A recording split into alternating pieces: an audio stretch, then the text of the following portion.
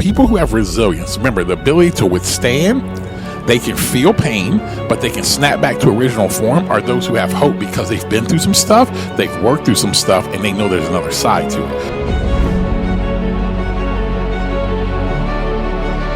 If you can learn resilience, if you can work on that, when you feel pain, be willing to go deeper inside to figure out why.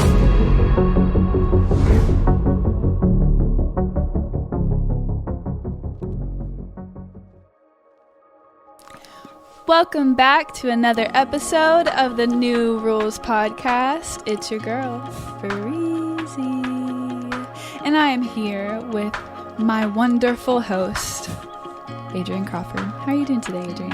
I am doing well. It's a long day. It has been a long day. It has been, and we're filming a little bit late at night, and I got to turn back around and go speak when I finish doing this. So, yeah, it's going to be a late night, but hey, I mean, I tell people there's a lot worse things I could be doing with my life. You know what I'm saying? Late at night. Late at night, or actually, or just throughout my day. You know what I'm saying? I mean, shout out to all the guys out there who, I tell people, man, my job's easy. Every time I drive by and I see somebody out there, blue collar workers, man, just doing, just stuff to help our cities be better.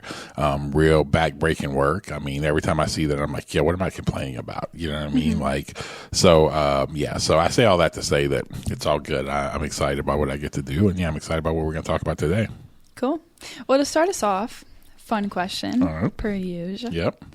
What is one word that is frequently used in culture that when you hear it, you just cringe and you're like, can we stop using that word? Trauma. That was mine. Is it? Yeah. Dude, trauma. But I have another one. Yeah, mine's trauma. And the reason why is because I think people, there are people who have real trauma, real, issues that are very traumatic, life-altering.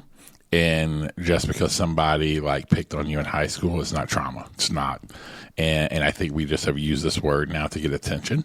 And now we've weakened that word. So people who do have it, I don't think are getting the attention and or the help needed because we've now watered that word down. So it's become one of my least favorite words because of how people have abused it.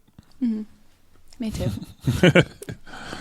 My other one was PTSD. Oh, yeah. Whenever people will be more casually, which I think is even not just a Gen Z thing. I think it's one that can pretty generally be used where it's you had trouble parking your car in a parking spot and you're like, oh my God, PTSD from the last one. We're like, okay. Yeah, chill. No, that's not trauma either. Sorry, Kim. It waters down the words. Yes.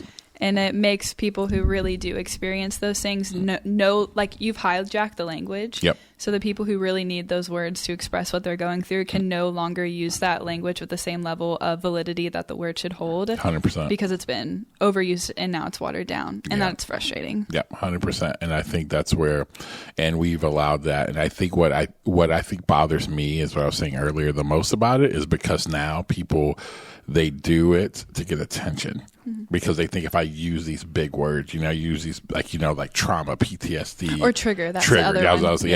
I feel triggered or abuse, and you're like, whoa. You do that to if what's happened to you is that, you don't need to use those big words in order to get that attention. Mm-hmm. You know what I mean? It's interesting when I talk to people who've really experienced real trauma, real PTSD, people have to actually give them that language to explain what they went through. Mm-hmm. People who really have trauma, they're not starting off with, man, I got a lot of trauma. They're not starting off until someone's actually taught them, because what they realize, it's so bad that it's they don't even have, they start explaining the story oh no, that's real traumatic. That's real trauma. Man, no, you may have PTSD. I tell people, if you don't have a diagnosed case of PTSD, do not say you have that. You know what I'm saying? So anyway, but yeah, those are my, it really does bother me. So yeah. So fun times. Fun. We started out with a little aired out. Airing out back. The reason why I asked that question is because a lot of the time we'll use words that are often used in culture, but we'll use them in a new way and with a new definition out of the hope of redeeming the terminology. Yep. And so today we're going to talk about projection leadership. Projection leadership. We are going to talk about projection leadership And today. Projection is one of those words oh my God, you're projecting on me. Yep. Okay, so to start us off, can you just tell us a little bit about projection leadership? Yeah, it actually came about. I was talking to a friend of mine who's a coach, and one of the things we were discussing was how a lot of coaches, but also executive CEOs, whoever, vice presidents, when they're leading an organization, sometimes they're so unaware and they don't realize what they are projecting on those who they lead. So, there is that actual term of projection where someone, how they feel, what's going on in them, then they project that on someone else. So, if they feel anxiety, like you got anxiety and, you're projecting what's happening in you onto somebody else, whatever. In leadership, what we can do is we can begin to now project our insecurities, our fears, our, our impact from bad leaders upon those we lead in the organizations we lead. And so you're going to project something in leadership. The question is, what are you actually projecting? Is it good or is it bad? Is it healthy? Is it unwell? Is it helping the organization move forward or is it helping the organization move backwards? Is it impacting people in a positive way or a negative way? You will, your leadership style will project. It will overshadow on people. The question is what type of, impact you're going to have and what projections, what kind of shadow, what is it casting? And so we're just kind of unpacking that because I think it could be a positive or it could be a negative. Can you give us some examples of what it looks like for it to play out negatively? Yeah, I think that, for example, I know for me, it was when, I have worked for some people and what I could do is I started wanting to be like the anti-leader, like to really be the antithesis, the complete opposite of the person who I used to work for. And so what I would start doing is now, an example would be that, let me back up and do it all again. All right. Yeah, it can be somebody starting a negative way. It can be like the anti-leader.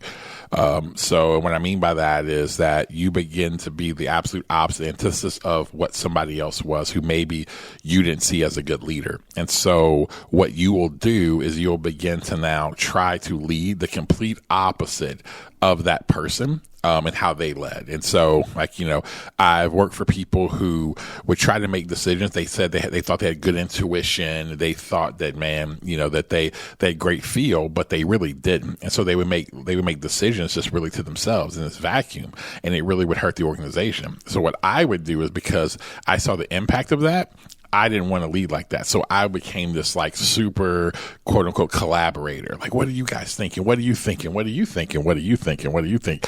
And what I realized was that it caused a lot of confusion. And honestly, it was the opposite of how I was. I actually have good intuition. And so because of that, I wasn't leading out of who I was. And so it was slowing the organization down. It was actually harming what I was trying not to do.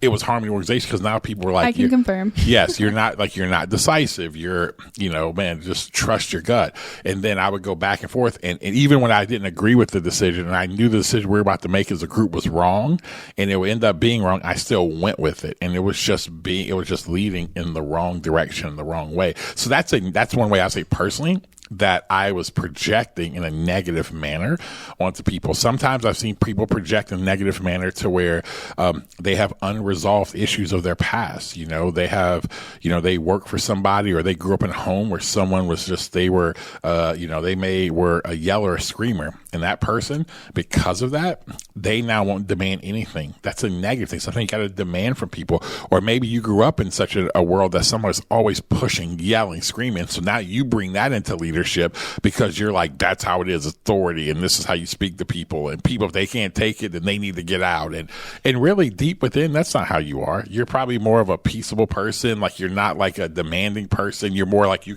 probably that way. I'm the opposite of what I am, more collaborative, but you're leading differently. And I tell people when you lead out of like that part, it's not authentic. It's going to project negatively and have a negative impact on who you're leading, people you're leading, your organization, your family, whatever. What are some positive examples? I think positive examples are when a leader is aware of like how they lead. They're aware that, man, maybe like you said, like I was saying earlier, they may be a data-driven leader, for example, right? And because they're a data-driven leader, they really get data, they get information, and they can make sound decisions that way because that's how they're wired. They're not intuitive. They find their way by getting the data. And they do that. And so then they're making calculated decisions within the organization, and the organization feels the impact of that in a positive way. Or once someone's really aware that they naturally are a positive person, like they're not I can be melancholy.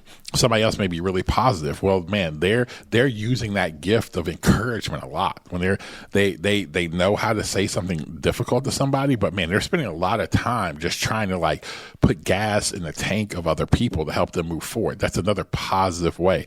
I think the more aware you are of your skills, your gifts, you're aware of your pitfalls, then I think you're going to project positive leadership. And I think it's going to be authentic leadership, which what we've always said, authentic leadership, we believe produces results and actually is healthy for your organization. In this current cultural moment, what do you see as kind of the loudest leadership projection? Right now, I think it comes in different generations, or I would say like ages, right? I think if you are part of you've been in the workforce for a minute, Gen X, baby boomers, it's the authoritative positional leadership. That's the loudest. And a lot of that's still in corporate America because those are people who are leading now. And so this is my position. You follow my rules. You do what I tell you to do because of it. And because I'm in this position, you do exactly what I say. Don't question it, stuff like that. And so I think at times that can be, out of people's insecurities. I think sometimes, you do have to, I believe in, please hear me in this, I believe in hierarchical leadership. I believe those things are important. But I also believe that if you're leading from that position out of your insecurity, or I built my way to this point now, that's one thing I see a lot where I've worked hard, I paid my dues, so now I deserve this spot. And you're using that to not lift others up, and you're using that to just demand people to do things. And you're not even using wisdom in how you lead. You're leading the organization in the wrong direction. You're not getting a lot of wins. I just think that's just bad, where you may need to be a little bit more collaborative. I think in a younger generation, what I see that's the loudest right now is weakness. And what I mean by that is it's people are more apt to talk about this. So I want to say this clear about all of their weaknesses as a leader, right? All their issues, their trauma, their issues here, their what they're not good at, what happened to them here, and what they're doing. Though I'm glad that people are actually being honest, but they're doing it more as the same thing for attention. They're not doing it for this is what's better. Because sometimes you keep projecting all your negative stuff. That's not healthy. That's not healthy for an organization. Sometimes they don't need the person leading them to always be projecting all their feelings. I tell one of my mentors says it all the time, not everyone needs to know how you feel. And I think that's the other negative side so I think it's kind of based off of how long you've been in the workforce, things like that. Can we talk about that for a second? Yeah, let's do it. Because that is something that is beginning to frustrate me a ton with specifically those that are younger. And I say that as somebody who is younger, where it's like, we advocate understanding why so much. Yep. Like we talk 100%. About it all the time. And it frustrates me when people take advantage of that and use that as an opportunity to put the weight of their pain on you. Yeah. 100%. And it's like, and I'm just trying to understand why. I'm just trying to talk it out. I'm just trying to explain to you why I'm struggling or why this is hard. And it's like, okay, that's true. And it's hard. And what? Like that's for you to navigate through. Like that is your weight to carry. I tell people this, and this may be where others don't agree with this, and that's okay. The problem I have is when you come into a situation and you now are expecting people to fix that or to fully adjust based off of you. And I believe it's very selfish. Because here's what you're not doing. Because let's say you have those things, but let's say I have some things. Are you going to adjust now to me? And a lot of times it's not, well, no, you're the leader, so you do whatever. I can say this stuff, and I'm just trying to get you to understand where I'm coming from. Listen, it's not your boss's job to understand everything that you have going on. I think a good leader does try to understand. But when you start forcing people to do that, just think about this. When somebody tries to force you to do something, the natural tendency for you is to fight and to say, I don't want to do this, instead of let them be the ones that do that. And you're right. People weaponize. I think that's my thing. And you said it best, Bree. People weaponize the stuff, and that's what they're doing. And but it's couch. It looks like humility. It looks like, oh, well, I'm just trying to get you to understand. And then when you try to say, well, yeah, I get that, but we have to do this. Well, you're not an understanding leader. You're not inclusive. You're not whatever. And I'm like, no, you're using it as a weapon. And that's my issue right now. People's stuff, they use it now as a weapon to get more attention, to put a spotlight on them versus, are you trying to actually get better? That's always my question. Like, some people, you've been having some of these same issues for 5 years. So my question is, like, what are you doing to get better? And if you're not getting better and you've been going to therapy for 5 years, your therapist sucks. Or you suck, one of the two. It can't just keep being the same thing. I'm so tired of people, and again, and I am saying this, and this is why I can say it so strongly, who has been to therapy, advocates for therapy, have a leading family therapist on staff, believe in the power of becoming emotionally healthy, have walked through the process and still walk through the process of becoming emotionally healthy. So I don't say this, I'm not saying, I'm not saying this as someone who's just a client, I feel like I'm like the therapy, like the therapy workplace president. Like leadership development here is literally therapy. It actually is therapy. It is. And so I can say this strongly because I'm seeing now how this is going to be affect the future, because what people are seeing when all this stuff gets talked about and people don't get better, they're not moving forward. And I know more than anyone else how much time that takes. It's almost twice as long as it takes you physically to get in shape to emotionally move in those directions. But what I do know, and some people's stuff is deeper, some people's stuff is, it's more traumatic. I get all of that stuff. But if you're not taking steps and all you ever do is talk about your past, your trauma, your pain, and what people have to do to understand you, then here's the thing. You're not trying to move forward. You just want to stay in that place. And I say that, and I do, with empathy, and however people take it, they take this. But I just am so tired of watching people now abuse therapy in their past. They're not trying to get better. And I think it's wrong, and I think it's creating an environment that's not healthy. Yeah, and I mean, as we're talking about this, all I can think about is the comment that we get where all they do is shit on Gen Z when somebody said that one time. Let me say that. I'm going to speak to that. Yeah, listen, I'm looking right at the camera, whoever that is. Like, you say we do like that crap on Gen Z all the time. Here's the thing. No, if you go listen, I got receipts. Go listen to all the podcasts. I got full receipts of how I support, believe in Gen Z. But here's what I will tell you. I'm an equal opportunity offender. And I crap on boomers. I crap on Gen Z, millennials. And I also encourage boomers, millennials, Gen Z, and Gen X. But the problem sometimes with Gen Z is the fact that when anybody says you don't do something well, it's some of you, not all of you. Let me be really clear. This ain't for everybody. This is for the people who say we crap on Gen Z.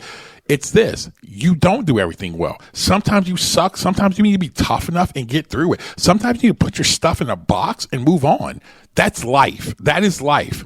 And that's what you do. If not, then don't complain when you don't move forward. There's something about life where you have to be tough. And sometimes people have to help you become tough and to challenge you to do that. And if you can't receive that, then what you're going to do is just only be around people, positive vibes only. And here's what's going to happen. You're going to be an apathetic leader who never makes an impact and never moves forward. No, but in that vein, part of why we're so hard on Gen Z and being very clear about where we think people need to grow is because we are around groups of people that are younger all the time, and it really is always the same thing. And my fear is that, like you said, in a few years, we're going to have a lot of people in leadership because Gen Z is going to have to take that place sooner or later. Yep. And they're going to be apathetic, and they're not going to know how to create worlds where there's hope. Yes. They're not going to be able to create. That's a great point. They're not going to be able to create worlds of hope, and they're not going to know how to take care of people. Mm-hmm. Because if all you're wanting people to do is to take care of and understand you, And you want people, sometimes you want people to understand you more than you understand yourself. That's my biggest thing. Are you understanding yourself? Are you understanding your real motives and intent? Are you understanding where your real trauma, real issues, real pain have happened in your life that now have caused negative behavior? And do you justify that negative behavior? So now all of a sudden you blow your entire check at Target and on Amazon because you have retail therapy, and then you're going into more debt. But no, that's not negative. That's just because of what my parents did. I'm like, at what point? Yes, that's a real thing. You can hold two truths. Your parents screwed you up and they sucked. And on top of that, right now your behavior sucks. Both those things are equally true. And that is in your name, baby girl. That's what I'm saying. Mom or dad. It is. And we don't know how to and here's what's going to happen. Then how are you going to take care of somebody else? Like, how are we going to take care of, as a leader, how are you going to lead other people? Because as it gets darker in the workforce, you're right. Who's pushing hope? Who's saying, yeah, this sucks, but man, I see something there. People who have resilience, remember, the ability to withstand. They can feel pain, but they can snap back to original form, are those who have hope because they've been through some stuff, they've worked through some stuff, and they know there's another side to it. That is what it is. And if you are somebody Gen Z right now, if you can learn resilience right now, if you can work on that. And what do I mean by working on resilience? It's the idea of when you feel pain, be willing to go deeper inside to figure out why, what's going on in you. Before you point to anyone else, before you say it's anyone else's fault, try to get to what's going on in you. Why did it hit you that way? Why did it impact? What was this? Then how did it make me behave outside of that? What do I need to do with this? All of those things help you start to build resilience. Let me tell you this, get in tougher environments. Like, go work for somebody where you're like, you know what? Yeah, that person's personality is different than mine. Go work for them. You know why? Because it's going to build something inside of you.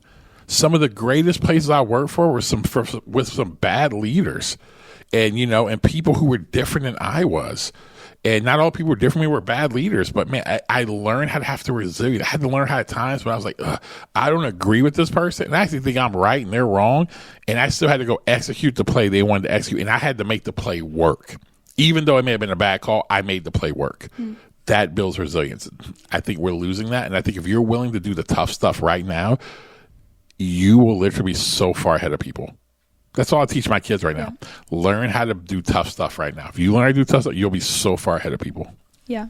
I think that you're already starting to get to this, but can you explain a little bit more of practically how do you actually do the autopsy on yourself of what it is that you're projecting? And that can be both your values, things that are good, or that can be something that's negative. Yeah, I think the first thing you have to do is go back to what's your actual view of an autopsy thing is what's your view on leadership actually?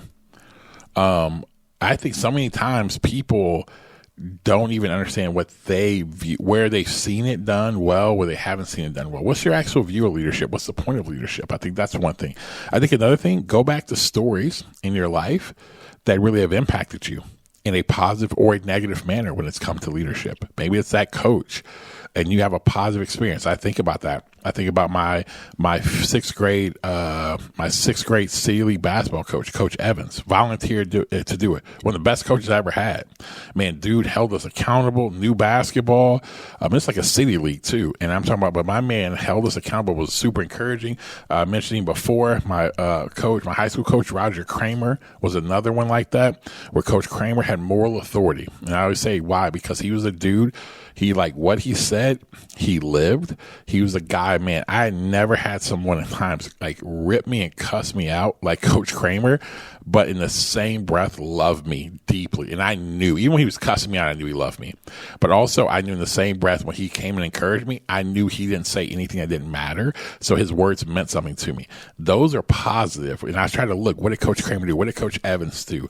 Man, what did one of my history teacher, Dr. Maxine Jones at Florida State, did great leadership, looked at me dead in my eyes, and all the athletes that were in her African-American history before, I think it was 1857 or something like that. She looked at all, she's like, I failed Deion Sanders, so what do you think I'm going to do to you? I was like, oh, shoot. I was like, she failed prime. I was like, she failed prime. She for sure going to fail me if I don't do this work. She ain't get the prime effect. Yeah, she ain't got the prime effect. She was like, no, she said, I failed Deion Sanders. I was like, what? Anyway, but my point is that, but Dr. Maxine Jones was another, man. She was this strong black woman who, man, was really, taught us well, We showed up to class. She was always prepared. It was great leadership. I learned from things like that. My point is, like, so I saw that in positive impact. What's the negative impact where it's impacted your life? That's how I think you start. You got to go back to start the autopsy of how you formed your view of leadership, and like what's your actual form of leadership or how you view it, and then what forms of leadership, positive and negative, have impacted you, what type of people, and why. I think that's where you start from. And can you describe how that has correlation to what you do now? Because what you'll end up doing, if most people never do the autopsy or do the back work to figure out how they view things. So what they're doing many times is they're just leading without having any understanding of why. Because you have a view, and I'm not saying your view is wrong. Your view could be absolutely right. So now what this allows you to do is to then, who else has this view of leadership this way? Maybe you're more of a, hey, I believe in like hierarchical leadership at a higher level, like kind of how the military is. Well, then I would say, man, and then that's how your organization's led or whatever. Then go like research that. Go find what are some of the best books that talk about leadership from that perspective. Maybe you're a leader who's a little bit more, of a more empowerment, kind of like collaboration type of environment of leadership. That's what you like. Go study the best. I think when you don't know how you lead, then you won't actually do the research to get better at how you lead. The other thing is that when you've been affected negatively by leadership, what you will tend to do is you will try to become the antithesis of that, like I mentioned earlier. But here's the deal. Sometimes the thing that you despise, you saw it used wrong. Doesn't mean that it was wrong. You may have saw it used wrong, and you may actually have that gift to lead that way, but you're trying to be the complete opposite because you saw it used negative. So I think it's important to do the research and to do the autopsy on these things so you can figure out how you lead, get better at it, but also how it's impacted you and how you actually use these gifts, in positive or negative manner yourself. So we often say that our greatest sense of purpose can come from our greatest places of pain. Mm-hmm. Can you share a little bit on your thoughts of the tension there? Like how much of when you are leading should come from those places of pain? Yeah. I think that you really do find like purpose. You can find values that get established there. But what I will tell you is what you have to be careful with is that you have to be willing to be very honest, because I don't personally think that all of your values should come from places of pain. I don't think that's it. I think you also have to look at, hey, even though this may have I have looked in there like, oh, yeah, this was suffocated here. But I guarantee you, if you look at it, though, there were some other areas where it wasn't, and you found life there. So I'll give you a practical example of that, is that, man, there were parts of me, authenticity, self-awareness, resilience to remain self-aware with the ability to empower. That's how I kind of is self-aware. I'm really an authentic leader, but authenticity, self-awareness, resilience to remain self-aware. Now, there are parts of me in my childhood that was really suffocated. I've talked about this so much, I'm not going to go too much into it, about the idea of emotionality and feeling like I couldn't really be who I was. Like no one really was helping unearth that. I just always felt like who I was just a negative thing. Here's the other side of it. I was, when I played basketball, my father was someone, and again, you see it from the same person. Again, I love my father, but my father couldn't really help me a ton from the emotional side, and so I felt suppressed there. But on the basketball side, my father was one who was a forward thinker. He was somebody who says, no, Adrian, because Adrian was crazy. My dad was a coach who coached players, like what they call post players, who played inside. He was one of the best in the country at doing that. He had a tall son. I just kept growing and growing. But my father was forward thinking of where basketball was going to go, and he always let me play out on the perimeter, which was normally for smaller guards, things like that. And when I would get out there, because my dad saw me, I wasn't some like super rugged, big kid. I was super frail, whatever. But when I played out on the perimeter and used my skills, it was like life to me because I was using my skills. So I saw authenticity, if that makes sense. I saw authenticity play itself out in the net. I saw my value, kind of whatever, play out in a negative manner and being suppressed, but I also saw it play out in a positive manner. So I say that is that for you out there, like look at the negative and see what's being like, hey, man, I really care about this because it was formed in negative. But was there ever a positive moment? And that's what I think can be the correlation. Because if there's never a positive moment where you saw it in a positive way where it made you come alive, if everything's just all like, if it's all Bane, right? If it's all just birth out of like, I was born in the darkness, if it's all born in the darkness, you're going to become a villain. Like, you know what I'm saying? There's not going to be a hero's tale for that. That was a great closing. good, incredible tie-in. The reason why I asked that is because we actually did this topic in our Team's Culture Creators today, and a lot of people had this question. And something that I was thinking about, to me, how I would connect it is how much have you moved through the process of forgiveness? That's a good because point. if forgiveness is a greater measure of healing, and the process of forgiveness is actually the process of grief, then when you get to that point of leadership where you do have levels of power, you aren't expecting everybody to move a certain way in order to heal you. That's great. You're coming from a place of actually being healed and wanting to actually restore that thing that's been restored in you in other people. That's huge, Bree. I see you over there, like Dr. Zoda vibes. I love really that. think about this. That's like, hey, let me say, Dr. Gen Z, Dr. Zoda right there, Bree. I see you right there. No, but forgiveness is, I mean, it's a whole other topic. Yeah. A lot of the times, especially in the church, people use the term forgiveness very flippantly. Like it's very quick. And that's not how we use the term. So I think it would be interesting to talk about that one day. Yep. It's a process. No, it really is a process. And I think not even outside of the church, I think people have used, like, they'll use it flippantly, or they'll use it to where it never happens. You know, they don't have a proper view of forgiveness, which I think, Right. you know, I'll forgive, but I won't forget, which that's not forgiveness, right? But I think what you said is spot on. And I love that because, and I hope you all go back, like literally hit that little 10-second back or 30-second back button and listen to what Bree just said. When you're leading, a lot of leaders project onto their organization or to the people they're leading because they're trying to get them to heal, versus when you've been healed and you're getting better, then you're right. You're redeeming that and you're actually healing in others. And so it's interesting you say that because, again, talking about authenticity, being suffocated, and really my heart, man, is like, I really want to see people become who they've been hardwired to be, Right. and become self-aware and resilient to remain that. So, I mean, it's like, it is just something that pushes me all the time. And when I see people who aren't authentic, it makes me, when I see people who aren't authentic, it breaks my heart for them, you know, because I see them just playing, they got this mask on, they're playing this game, and they may even have success, but I'm like, dude, deep at night, you can't be okay with yourself. Like, that would suck. That breaks my heart, you know. The people who do frustrate me, and me and you talk about this, is unaware people who think they're aware. That's my biggest pet peeve. You're angry because it makes you sad. Yes, it's great because what I end up realizing, I think why I started to think about this more, why it makes me angry is because it hurts the people. Because that's why I get pissed off. Because when you're unaware, when you think you're aware, but you're unaware, dude, you harm, you are a walking disaster. It's like having fire on your hands and everything you touch just burns up and you think you're helping people. Oh no, I'm just helping them. I'm just giving them a hug. You're like, no, you're burning them alive. Like, leave them alone, because like you don't even realize that you're on fire. And so that's why I think it bothers me, because I feel I've just seen unaware people harm people. And then they play dumb. Because they really are. Like, they really have no idea what they've done. They really think, oh no, what do you mean? And you're like, have you not ever looked back at your life and see the body bags that you left? But sometimes they don't. So that's one of the things. I think that in our organization, when we go against our values, like, that is when you scorch earth. Like, that is when you are so serious and so intense, and that's when you're like, look me in my eyes right now. Dude, yeah. Never do that again. But it's not out of it's not out of fear. It's because you know what it's like to violate your values. Yep. And you're looking at us and you're like, do not do this. Like, do not choose this path. Like, there is something that's better for you, and I'm going to make sure that you feel the intensity of in high pressure situations, like, going with your values. Yeah.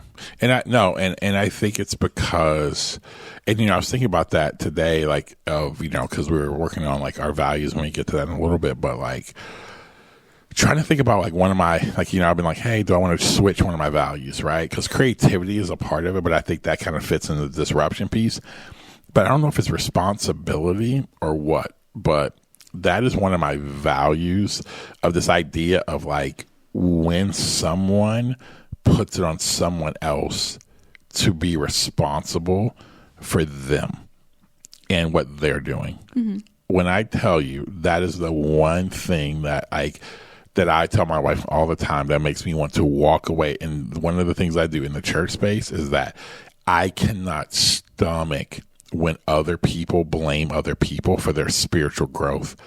I am like, especially when I hear men do it, it drives me up. I'm like, what is wrong with you? How are you in this day and age? In this day and age of so much access to things that help you grow, and you're going to look at somebody else like you're a child and say, like, you know, they use dumb language in the church. Oh, they're not feeding me. Are you a baby? Like, toddlers say that. Toddlers scream and yell until someone feeds them because they can't feed themselves. You've been around for 15 years and you're saying that? What is wrong with you? Like, be an adult, learn how to feed yourself, and I guarantee the place you've been has actually taught you to do that. Same thing happens in corporate America when you're always looking for your boss to be the one. They're not leading me. They're not doing this. And you've worked in this organization for 10 years. What are you doing for your own personal development? Like, that's the part for me. And I saw, anyway, side note, I think that may become a value of mine, but like responsibility. And that's not like you don't make mistakes or you're like, everything I do, I'm just so... No, but it's like, if I make a mistake, I own that mistake. You know what I'm saying? Like, if I say I'm going to do something or I take the risk at it, I'm going to own the good and the bad of it. It's just, yeah. So I just real time. Yep. I think because the first half of what you're saying, you're talking about how you get frustrated at the self-awareness aspect. Yep. I think that's actually the resilience aspect of authenticity. I think it is. Yeah. So authenticity is self-awareness and resilience to remain self-aware. So maybe we already got it with resilience. Yeah, I think you already got it. All right. Perfect. Yeah. Thanks, Bree. Appreciate it. Okay. So to this topic, though, how do you think that values help you when it comes to projection leadership? Because I think when you know your values, then you're able to lead out of them. And I think when you're leading out of your values, I kind of see values are like guiding principles. They're kind of those guardrails, right? And what I mean by that, they keep you moving in the direction you're supposed to move in. And I think that when you're actually living out of those and communicating those, and it's not just I say them, but actually I live them, I think that it ends up bringing life and impact and liberation and empowerment and flourishing for people who are underneath your leadership. And so I think it's very important to know your values and to be a values-driven leader.